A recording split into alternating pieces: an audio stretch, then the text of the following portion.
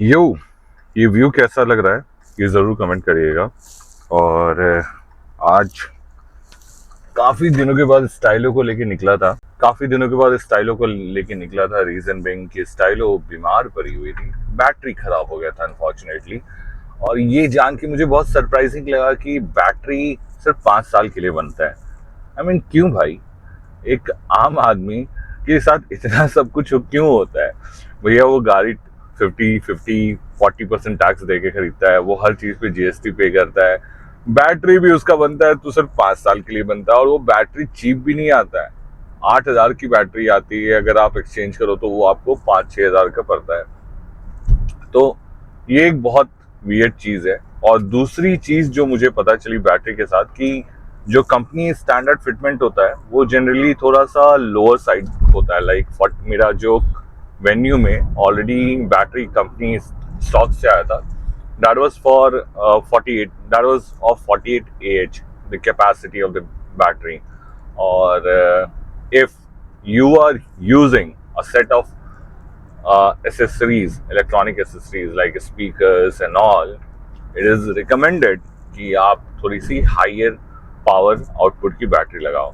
तो finally because मैंने अपने लाइट्स चेंज करवा रखे हैं और 2 एक्स्ट्रा स्पीकर्स लगवा रखे हैं जो अभी यूज नहीं हो। आजकल वैसे भी गाड़ियों में स्पीकर की साउंड की क्वालिटी इतनी अच्छी हो गई है कि अलग से आपको स्पीकर लगाने की जरूरत नहीं पड़ती है। फिर भी मेरे पास एक पुरानी अपनी जस्टी से एक पुरानी स्पीकर थे तो मैंने वो लगवा लिए थे, जो मैंने भी हटवा दिया है क्योंकि अब कार काफ़ी ज़्यादा कस्टमाइज है बल्लू वगैरह को लेके घूमने के लिए। तो पीछे सीट काफ़ी फ्लैट हो गया है।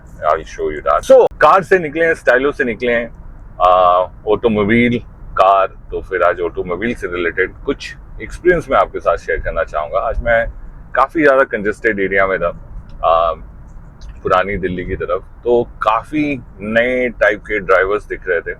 कहाँ जाना है, कैसे चलाना है, कैसे राइड करना है, वो सब पता चल जाता है।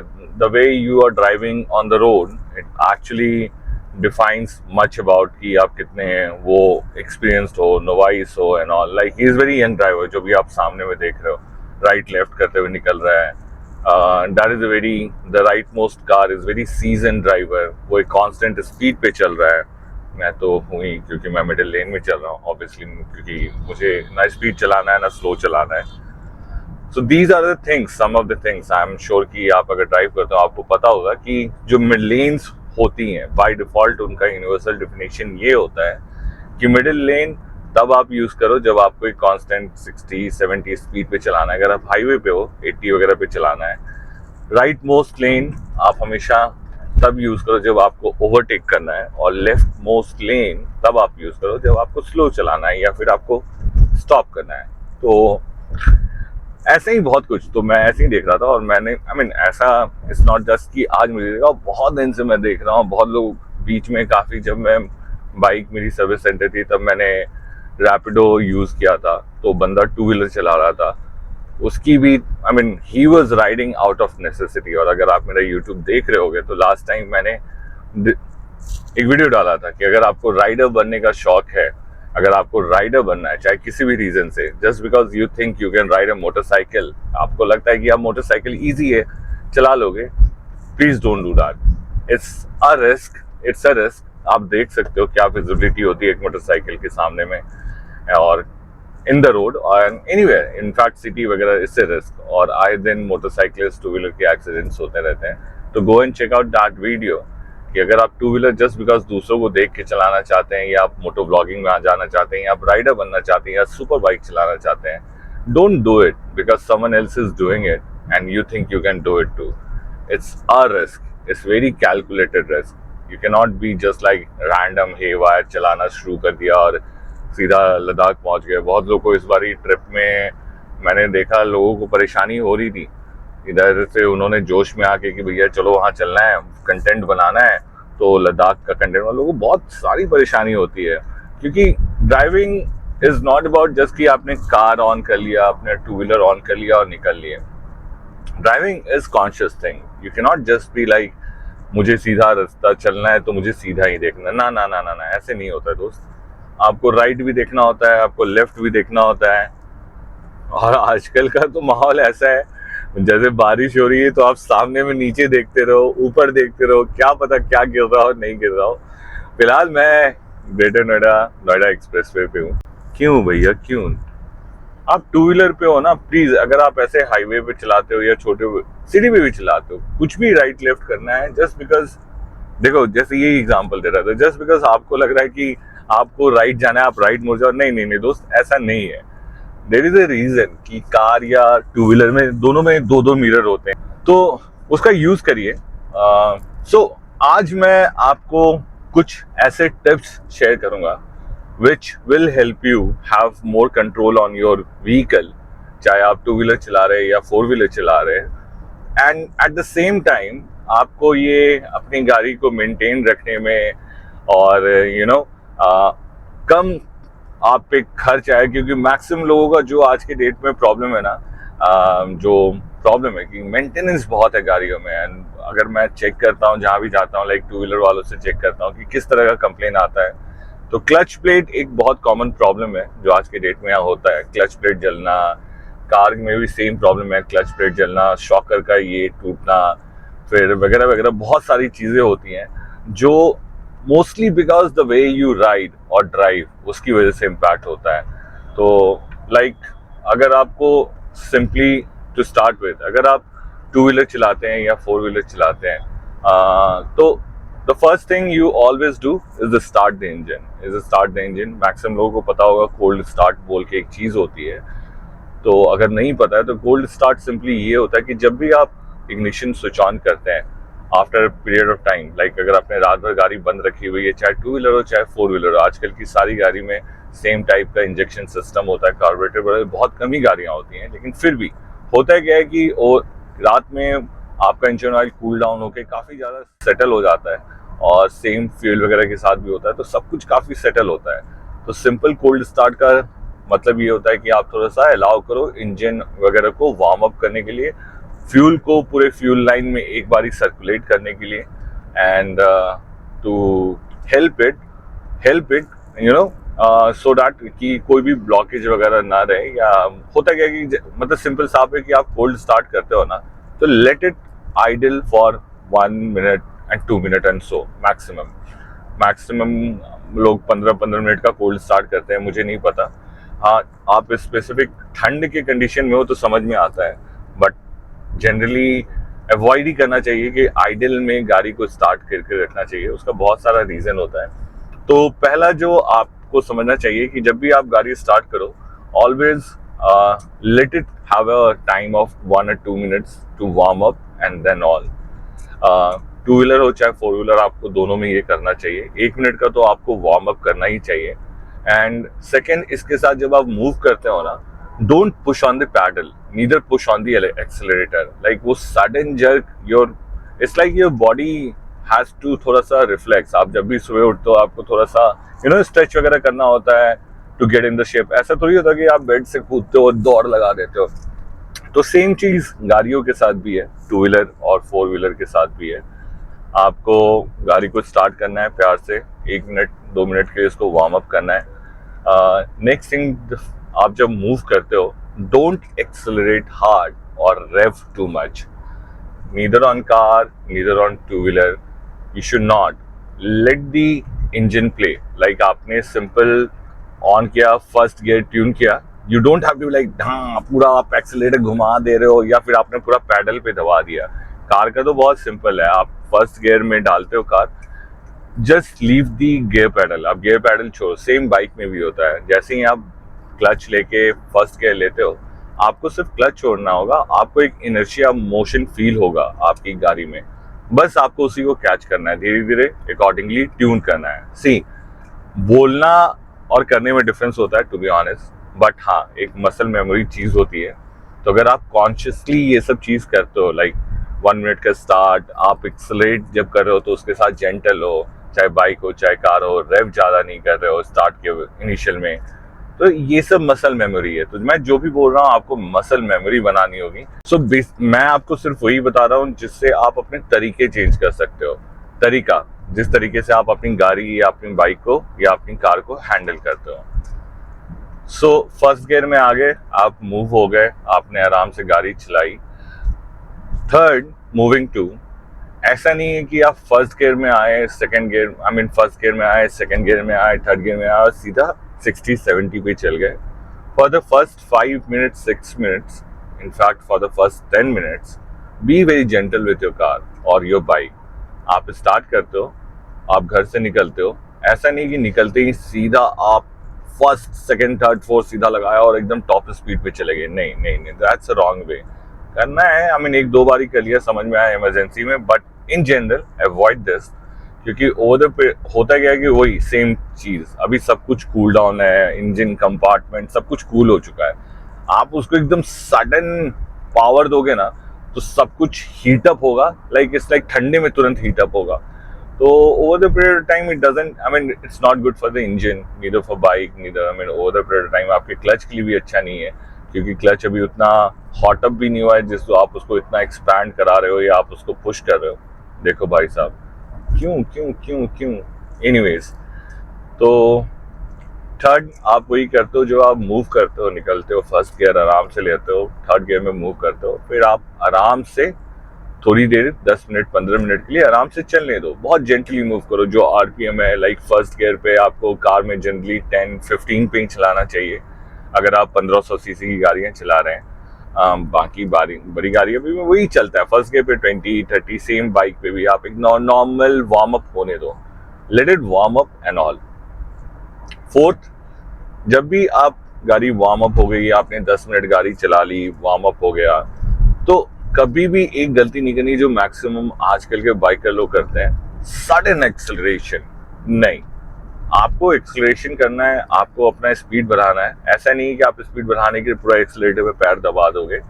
ऐसा नहीं है कि आप बाइक को भगाने के लिए पूरा एक्सेलरेटर घुमा दोगे. ऐसे नहीं होता है. हाँ, होता है, लोग करते भी हैं आजकल.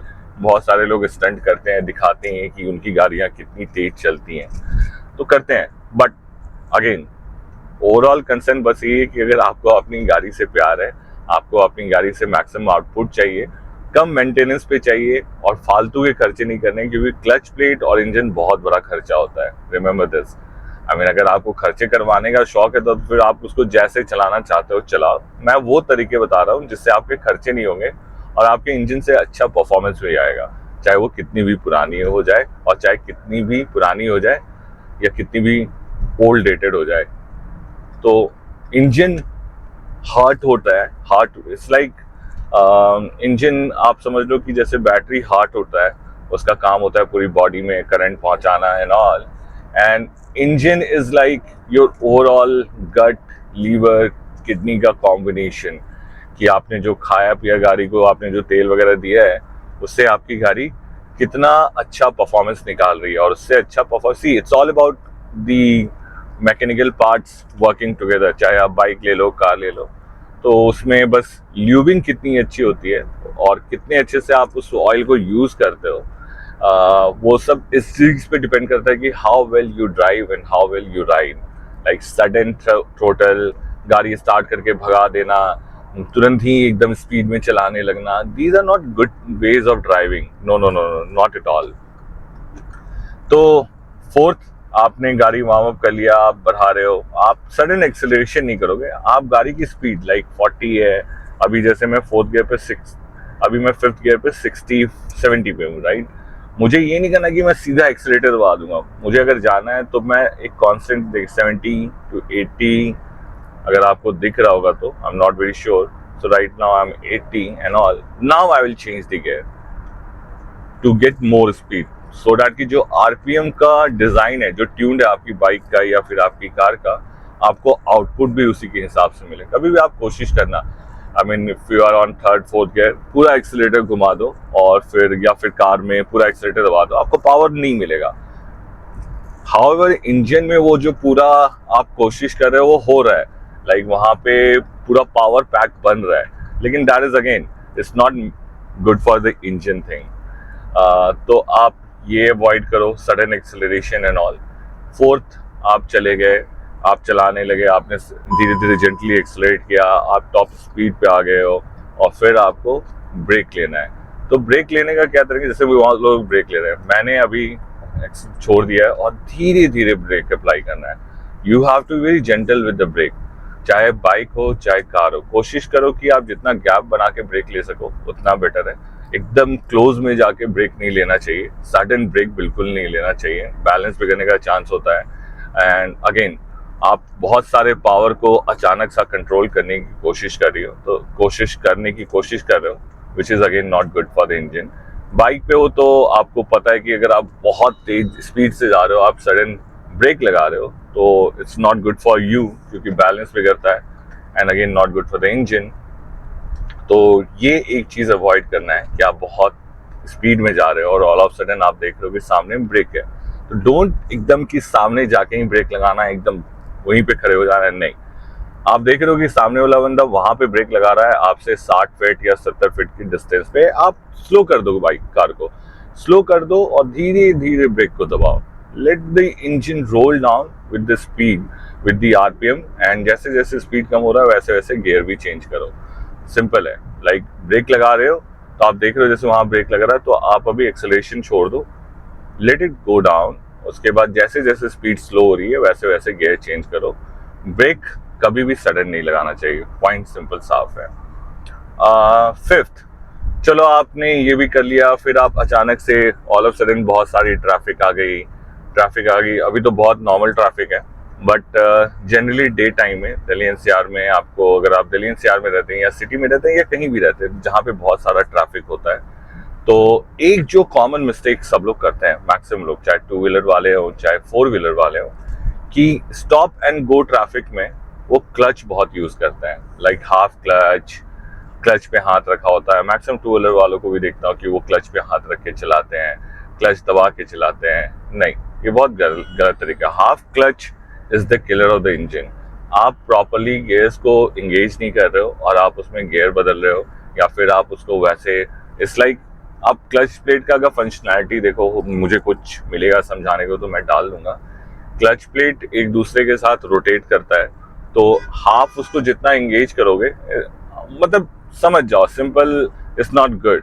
अगर इट्स लाइक एक इधर जाता है एक उधर जाता है, क्लैंप्स के बीच में टीथ बने होते हैं जो पावर देता है एंड ऑल, तो इट्स ऑलवेज एडवाइजेबल। जो मैं बोल रहा हूँ इसको, मैं आपको थोड़ा सा टेक्निकल हो गया है, मैं डायग्राम पिक्चर्स कुछ मिलेगा तो मैं समझाने की कोशिश करूंगा, बट इट्स ऑलवेज एडवाइजेबल कि आप स्टॉप गो ट्रैफिक में, तो आप रादर देन फर्स्ट सेकंड आप हाफ क्लच लेके चल रहे हैं, आप क्लच लेके मत चलाइए, आप हाफ क्लच या क्लच पे पैर रख के मत चलाइए। Let the car roll. हर एक आरपीएम पे हर गाड़ी का एक पावर होता है, उस पावर को यूज करिए और एकदम स्लो रखिए। जहां भी आपको क्लच लेने की जरूरत है तो हाफ क्लच मत लीजिए, फुल क्लच लीजिए, गियर इंगेज करिए, गियर चेंज करिए, न्यूट्रल में करिए। ये बहुत इंपॉर्टेंट है। और इसी से अगर आपको सिमिलैरिटी, मैं मैक्सिमम लोगों को देखता हूँ कि जब वो स्टॉप लाइट पे रुकते हैं तब भी वो क्लच यूज करते हैं। लाइक क्लच के साथ वो गाड़ी रोक के रखते हैं, बाइक रोक के रखते हैं। That is also not good for the engine. So आप घर से निकल गए, आपने गाड़ी बहुत प्यार से स्टार्ट करा, फिर आपने उसको बहुत प्यार से मूव करा। देखो गाड़ी का क्या है ना, है तो at the end mechanical thing, engineering thing, but कहते हैं ना कि अगर आप, I don't know, I feel कि अगर आप अपनी गाड़ी या अपनी बाइक को मेंटेन करके रखते हो, अच्छे से रखते हो, आप जानते हो कि आप उसका कैसे ख्याल रख रहे हो, क्या नहीं ख्याल रख रहे हो, अगर आपको पता है एंड आप शौकीन हो ड्राइविंग के या राइडिंग के, या गाड़ी चलाना आपकी ज़रूरत है, तो आपको ये सब चीज़, बेसिक चीज़ पता होनी चाहिए कि how to treat your engine, how to use the clutch. Maximum लोग इसमें गलती करते हैं। मैंने अगेन बोला, गाड़ी भगाना is not the choice here, option here, और गाड़ी आप कितना रफ चला सकते हो is not the option here. I am talking about the people who loves their car. I'm talking about the people जिनको अपनी बाइक से प्यार है, चाहे कैसी भी बाइक हो चाहे कैसी भी कार हो, और उनको अच्छा लगता, उनको उन लोगों को जिनको अपनी गाड़ी को या बाइक को मेंटेन रखना अच्छा होता है, और जो ट्रैवल करते हैं तो they need their car and bike to be in better shape all the time. So आप गाड़ी से निकले, घर निकले, बाहर गए, आपने सडन जर्क नहीं किया, आप सडन ब्रेक नहीं कर रहे हो, आप हाफ क्लच में नहीं चला रहे हो, आप अपनी गाड़ी को स्टॉप भी नहीं कर रहे क्लच में। सो आप यहाँ तक कर लो, उसके बाद और क्या सिचुएशन आ सकता है। पहाड़ों वाला मैं आपको पहाड़ों में ही जाके सिखाऊंगा, बाइक का भी कार का भी, जो भी मौका मिलेगा। प्लेन्स में, इनफैक्ट पहाड़ों में भी एक जो कॉमन गलतियां होती हैं क्लच ड्राइविंग, लोग वो करते हैं, वो नहीं करना चाहिए।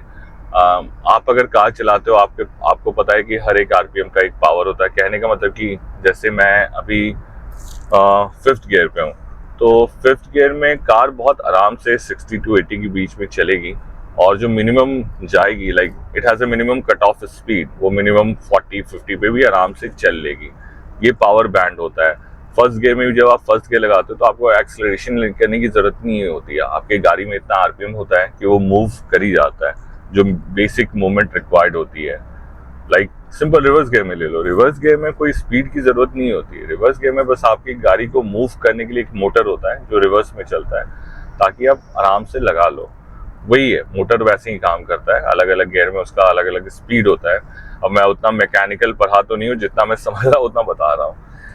सो ये सारी चीजें आप करो, आई एम श्योर आपका maintenance cost, I am sure उन लोगों का जिनका क्लच का काफी प्रॉब्लम होता है, क्योंकि क्लच जितना आप कम यूज करोगे उतना गाड़ी के इंजन के लिए अच्छा है।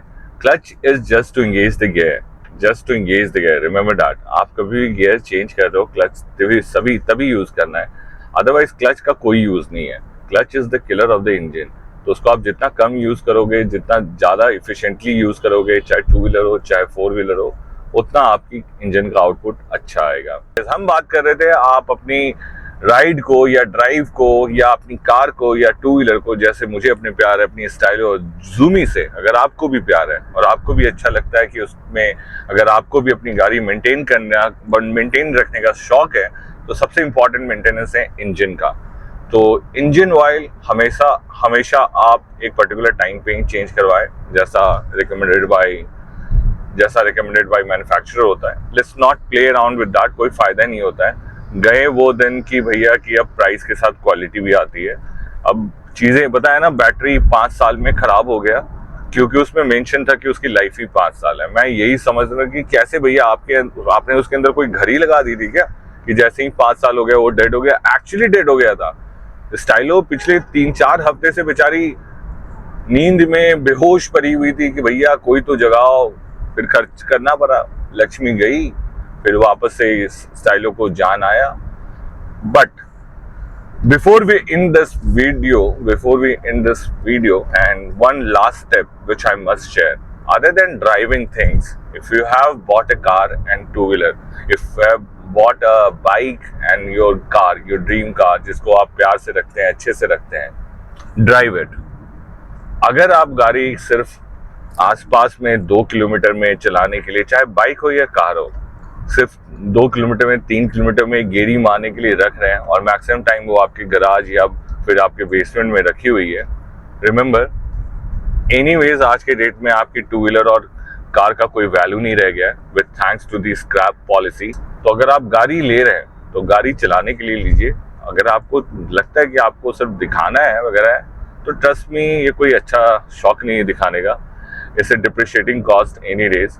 आज के डेट में आपकी कार का वैल्यू और आपकी बाइक का वैल्यू रेंटल ही हो गया, वैल्यू तो रहा नहीं है। आप रेंट पे ही ले रहे हो, कितना महंगा रेंट अफोर्ड कर सकते हो, ये अब आपकी अर्निंग का साइन होगा।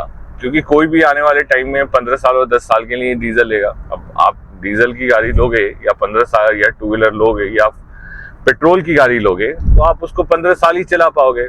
तो एक तरीके से रेंटल ही है। 30 लाख की गाड़ी ली, 15 साल में 2 लाख का रेंटल प्लस वगैरह ऐड कर दो। मैं अपनी वेन्यू का ऐड कर रहा था, मुझे फाइनेंस वगैरह पूरा करके इस गाड़ी का कॉस्ट कुछ पड़ा अराउंड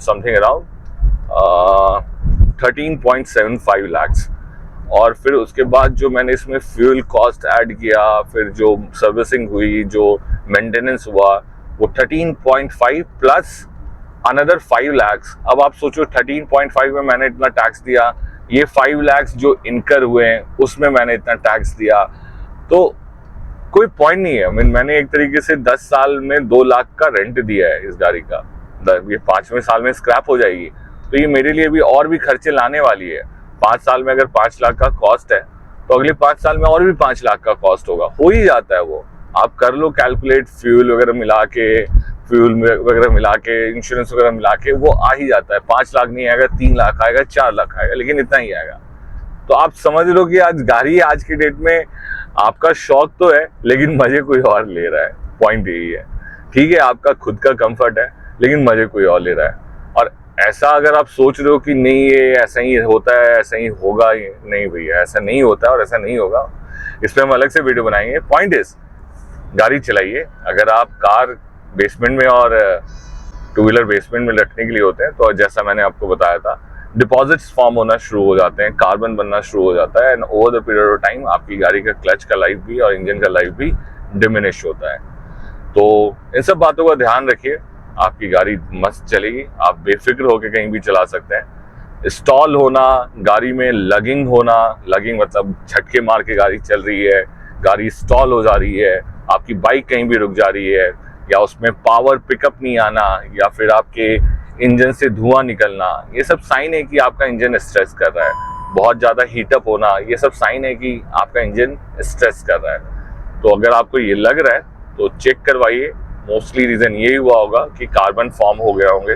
फ्यूल चेक करवाइए, प्रेशर चेक करते रहिए ताकि आपकी टायर का लाइफ बनता रहिए। टायर को भी रोटेट, गाड़ी टायर बहुत अजीब सा खर्च है, वो भी आपको समझना होगा कि एक नॉर्मल टायर का लाइफ जनरली 70-80,000 किलोमीटर्स होता है।